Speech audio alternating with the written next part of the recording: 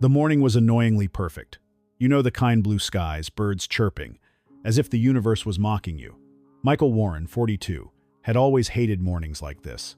Too much cheer for a world that loved to kick people like him in the teeth. He tugged at his beat-up sneakers, threw on his old college hoodie, and grabbed his worn leather bag. Billionaire or not, the man wasn't about to dress like a walking trust fund. Not today, not ever. Michael wasn't flashy. Sure, he owned a few companies that probably had better credit scores than most countries, but he didn't feel the need to remind people. His private jet, a sleek Gulfstream G700, sat waiting on the runway, polished to the point you could probably see your reflection on the wings. The thing was a masterpiece, but Michael had one rule: keep it low-key. He'd told his staff to hire random flight crews for privacy, and that's how we ended up with today's antagonist. Jennifer Thompson, 32, a flight attendant with a smile as fake as a knockoff handbag. Jennifer wasn't just confident, she was cocky. And not the good kind of cocky, like a Beyoncé-level swagger. No, Jennifer had the kind of attitude that screamed, "I am here to judge and micromanage your life." The second Michael walked on board, she sized him up like a bouncer at a club. "Morning," Michael said, his voice calm, though his patience was already running on fumes. Jennifer barely acknowledged him, her eyes sweeping over his outfit like it had personally offended her. "Uh-huh. Let me know if you need anything," she said, her tone dripping with sarcasm. Michael ignored her. It wasn't his first rodeo with people like Jennifer. He slid into one of the plush leather seats, pulled out his laptop, and started reviewing the pitch deck for an upcoming investor meeting. It was one of those make-or-break moments for his company, the kind that could redefine industries.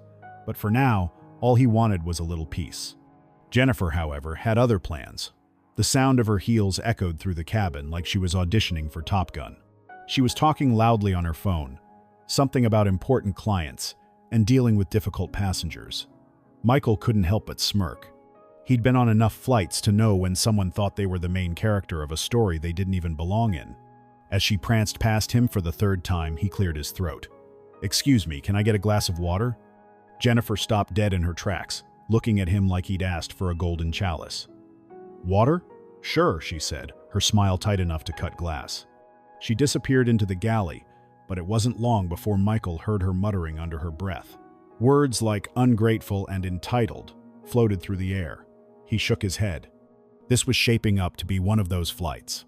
When Jennifer returned, she didn't just hand him the water, she slammed it onto the tray table, sending droplets splashing onto his pants. Michael blinked, then looked up at her, his face calm but his eyes sharp.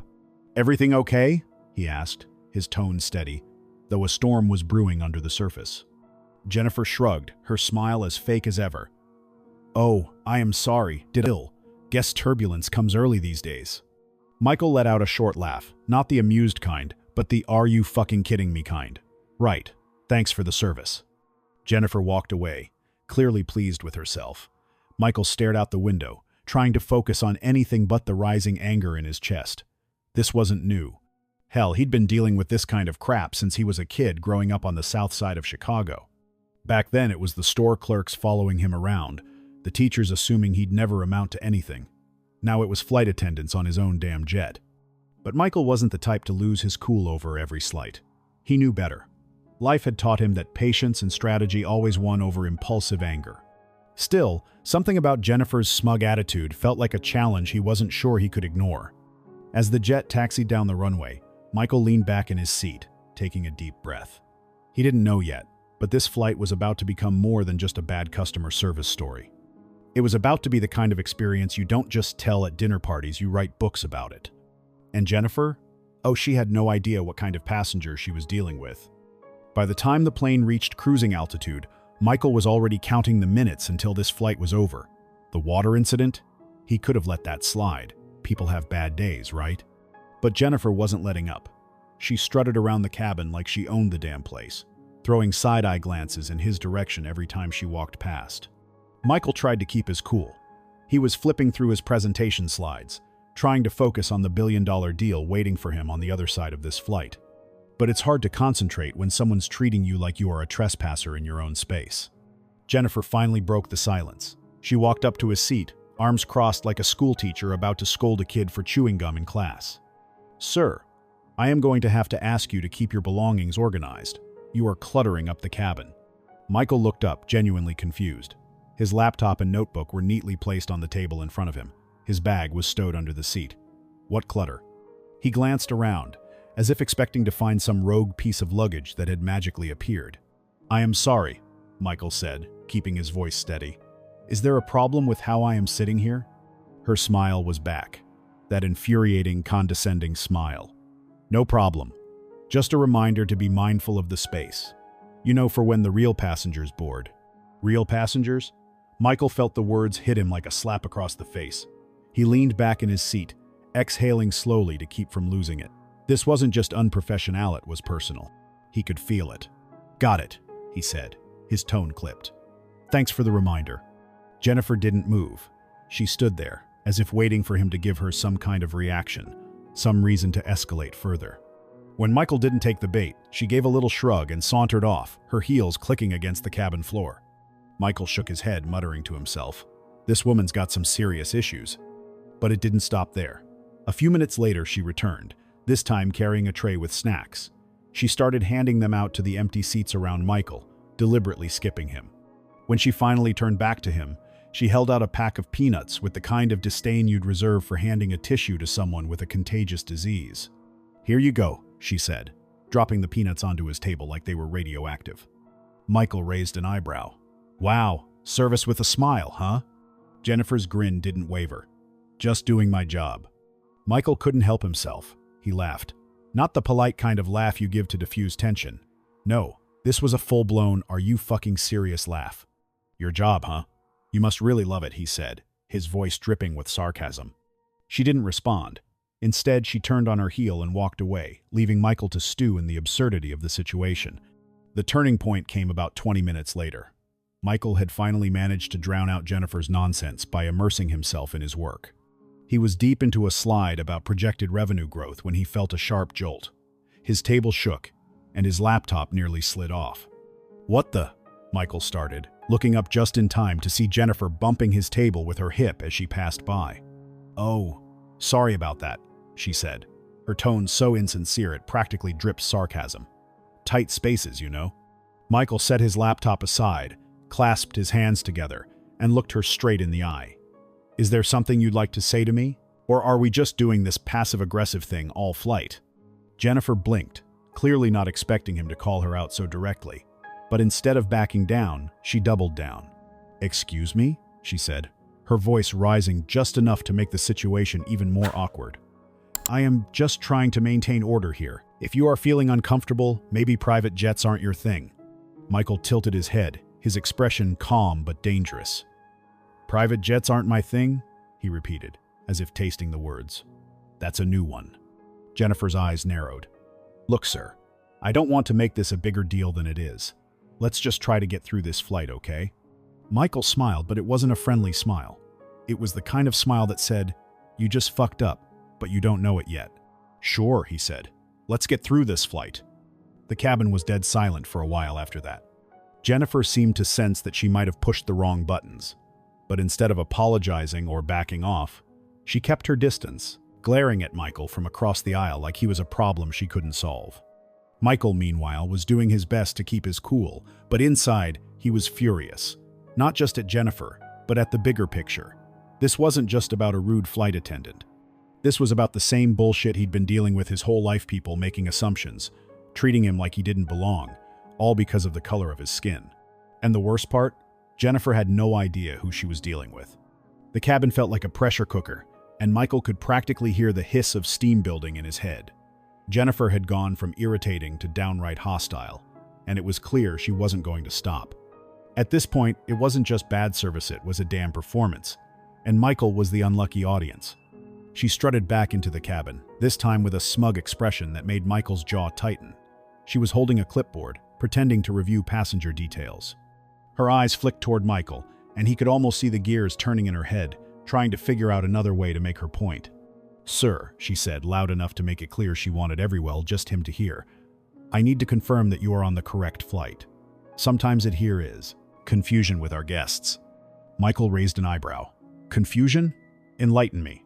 Jennifer's smile was back, the one that made him think of a snake sizing up its prey. "Well, It's just that this is a private charter, and we don't usually see solo travelers like you. Michael leaned back in his seat, crossing his arms. Solo travelers like me? You mean ones wearing sneakers instead of suits? Jennifer's cheeks flushed, but she didn't back down. I didn't mean anything by it, sir, just following protocol. Michael let out a low laugh, shaking his head. Sure, protocol, let's call it that. But Jennifer wasn't done.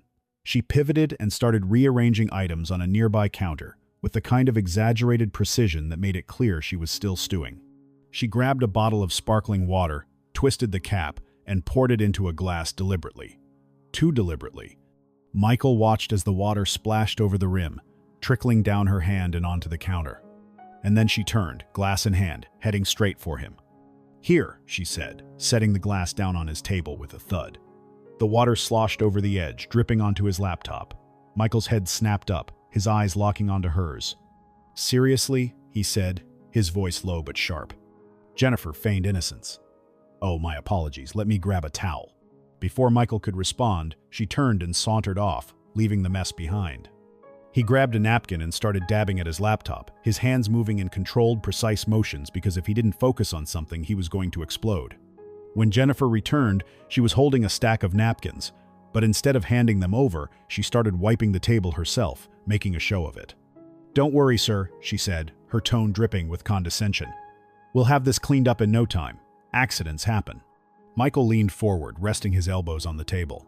You know, I've been on a lot of flights, and I've dealt with some pretty terrible service. But this is next level. Jennifer straightened up, clutching the damp napkins like a shield. I don't know what you are implying. Oh, I think you do, Michael said, his voice calm but deadly serious. But let me spell it out for you. You've been riding me since the second I stepped on this plane. I don't know if it's because of how I am dressed or something else, but whatever it is, you might want to reconsider. Jennifer's face darkened, but she didn't say anything. Instead, she turned on her heel and walked away, her movements stiff with barely concealed anger. Michael sat back, exhaling slowly. He wasn't the type to get into public confrontations, but this wasn't just about him anymore. This was about respect or the lack of it, and he wasn't going to let it slide. He pulled out his phone and opened the camera app. If Jennifer wanted to play games, fine, but Michael was about to make sure there was a record of her behavior. He discreetly started recording, capturing her as she moved about the cabin, her demeanor icy and her actions calculated. When she noticed the phone, her eyes narrowed. She marched over to him, stopping just short of his seat. Sir, you can't record on this flight. It's against company policy, she said, her voice tight. Michael didn't even blink. Company policy? That's funny, because I am pretty sure T here is no policy against documenting bad service. Jennifer's hands clenched into fists at her sides. I'll have to report this to the captain. Go ahead, Michael said, his tone even. Better yet, let's call him over. I'd love to have a chat about what's been happening here. Jennifer hesitated, clearly weighing her options. Then, with a huff, she spun around and stormed toward the cockpit. Michael smiled to himself, but it wasn't a triumphant smile. It was the kind of smile you give when you know the endgame is coming, and the other player is about to realize they're out of moves. He leaned back in his seat, phone still in hand, and waited. It didn't take long for Jennifer to return, but this time, she wasn't alone. The captain, a no-nonsense man in his 50s, followed behind her. His face was tight, his posture rigid. Clearly, he wasn't thrilled to be dragged into whatever drama Jennifer had cooked up. Sir, the captain began, his tone professional. I understand that here has been some conflict during the flight. Can you explain? Michael set his phone down, calm as ever. Sure. Your flight attendant has made it her mission to ensure this is the worst flight experience I've ever had. Want me to show you the highlights? He gestured to his phone. The captain's eyes flicked to Jennifer, who looked like she was about to implode. That won't be necessary, he said quickly. We were just. Actually, it might be, Michael interrupted. Especially since this is my plane. The words landed like a thunderclap. Jennifer froze, her mouth slightly open as if her brain couldn't process what she'd just heard. Your plane? She stammered, her voice barely a whisper. Michael leaned forward, his gaze cutting through her like a knife. That's right, I own this jet. I own the company that charters it.